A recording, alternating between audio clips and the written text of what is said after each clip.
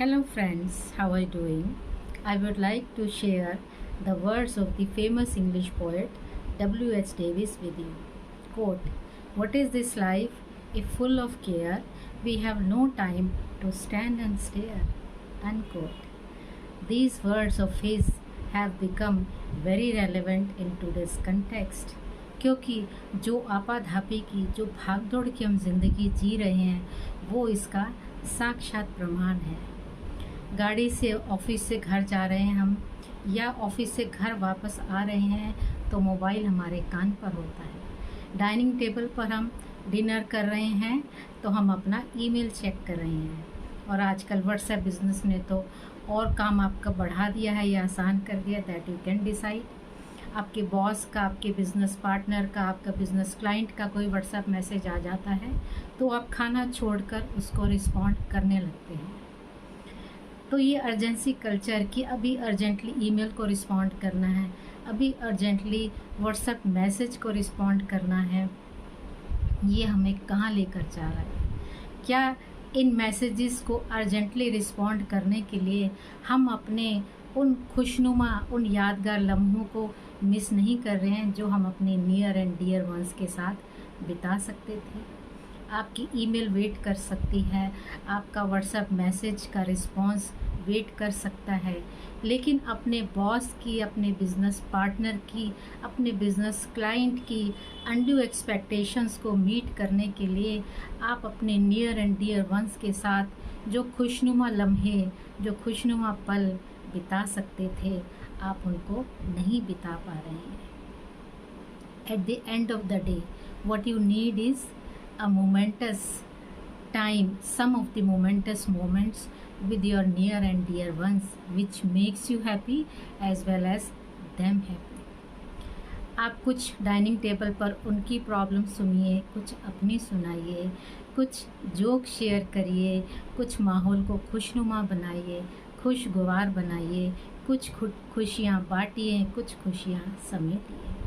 ये जो urgency culture आ गया है कि इमीडिएटली व्हाट्सएप का जवाब देना है, इमीडिएटली ईमेल का जवाब देना है, इमीडिएटली फ़ोन कॉल पिकअप करना है, आपको नहीं लगता कि इसने आपकी लाइफ में, आपकी ज़िंदगी में और जो लोग आपकी ज़िंदगी के साथ जुड़े हैं उन सब की ज़िंदगी में स्ट्रेस, एंग्जाइटी और उससे होने वाले डिप्रेशन के लेवल को बढ़ा दिया है?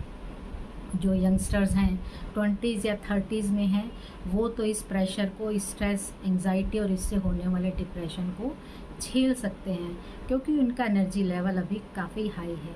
लेकिन जो 40s को क्रॉस कर चुके हैं या मिड 40s में हैं उनको ये स्ट्रेस, एंग्जाइटी, डिप्रेशन से अपने आप को बचाना चाहिए। क्योंकि अगर आप इंडिया में हार्ट स्ट्रोक्स के डाटा को स्टडी करें, पर्टिकुलरली आफ्टर कोविड-19, तो आप देखेंगे कि जो हार्ट स्ट्रोक्स पहले 60 प्लस 70 प्लस एज ग्रुप्स में होते थे अब वो 40 प्लस एज ग्रुप में भी होने लगे हैं क्योंकि हमारा स्ट्रेस, एंग्जाइटी और डिप्रेशन का लेवल डे बाय डे बढ़ रहा है because of this urgency culture only. कि अभी फ़ोन कॉल पिक करना है, अभी ईमेल का जवाब देना है, अभी व्हाट्सएप मैसेज का जवाब देना है।